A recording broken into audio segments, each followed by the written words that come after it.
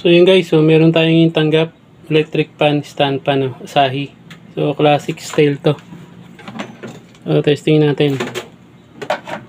So nakasaksak na yan. So ayaw mag power. So yan, wala. May walang hugong.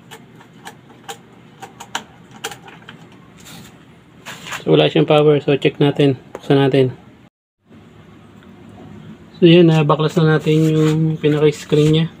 So test muna natin kung may continuity, para alam natin kung fuse ang sira o thermal fuse.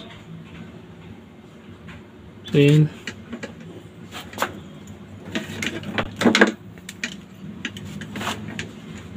Nagilang natin sa number 1. Number 1 na yan. So wala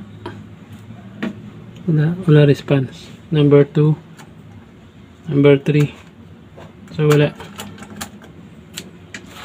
So possible thermal fuse, problema ng electric pa natin. So baklasin ko lang yan. So yun guys, nabaklas na natin yung pinaka motor. Ito. So ang gagawin natin yan, papalitan natin yung thermal fuse. So ang gagawin nyo is tatanggalin nyo yung cable tie. Tatlo yan, pero dapat mayroon kayong spare.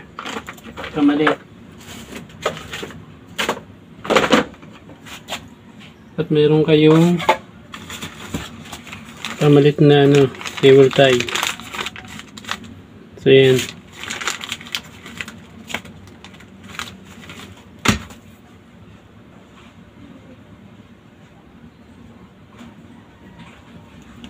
Tanggalin muna natin itong isa kasi ito, mga naluto na to, matatanggal din yan kasi malulutong na yan. So palitan na natin bago pa maputol. Yan puputulin din naman natin yan. Palitan muna natin dito sa bandang unahan kasi pag binakalas na natin ito, maghihiwa-hiwalay na yung wire niyan, tapos baka maputol pa yung yung winding. Suporta na kagad natin dito. Pag nasuportahan nyo na yun isa, so pwede nyo nang baklasin to. Ingat lang, baka masugatan nyo yung winding. Dapat hindi nyo masusugatan yung winding. So pag nasugatan nyo yan, tapos naputol, wala na.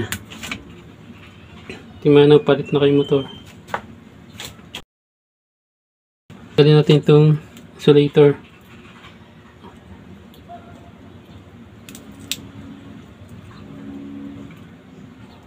Dahan-dahan lang kasi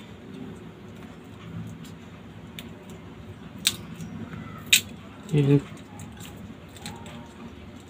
Ito natin maangat, pwede naman sirain nyo na to para magka-access tayo dun sa thermal fuse. So yan, bukan na natin. So hanapin natin yung thermal fuse. Pag iwahiwalay nyo lang yan, be careful lang kasi baka maputol yung magnetic wire. Yan. So ito yung fuse nya.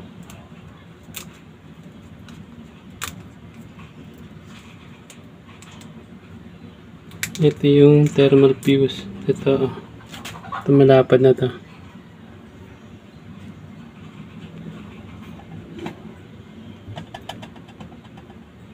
So ito yung malapad na yan, thermal fuse yan. Palitan natin yan. Ano tayo ng pamalit.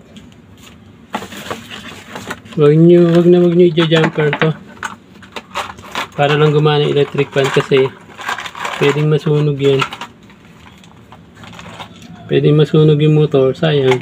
Imbis na yung thermal fuse na uli yung papalitan nyo, so nasayang lang na timano na yung mismo motor na yung nasunog kasi nga wala nang protection. So tinanggal na o bypass nyo kasi yung fuse. So hindi advisable na jumper yun yan. Papalitan talaga yan.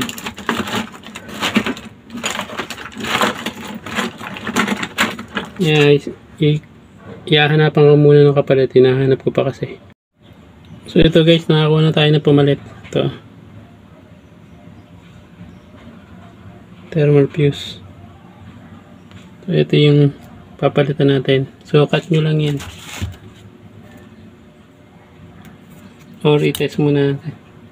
Cut natin. Tapos i-check natin.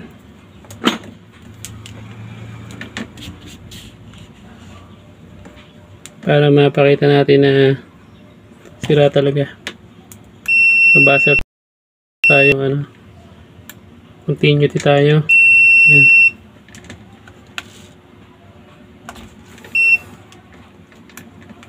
Ito yung luma.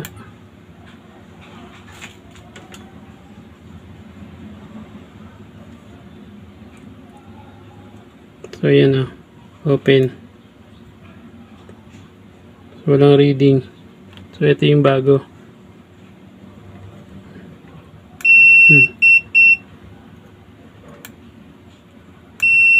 Meron. So yun. Ililipat lang natin yun doon.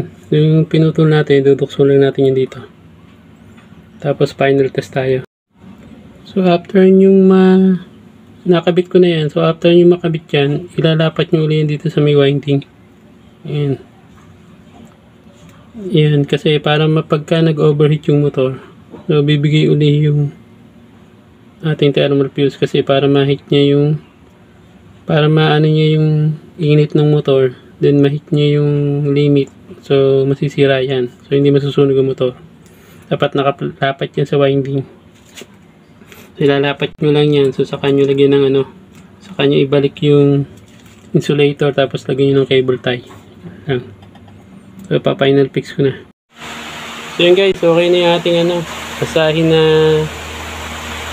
stand fan na yun, yung classic design. So okay na po yan. So ito lang yung pinalitan natin. Ayan, thermal fuse. So yun lang. Ayan, hanggang dito na guys. Salamat.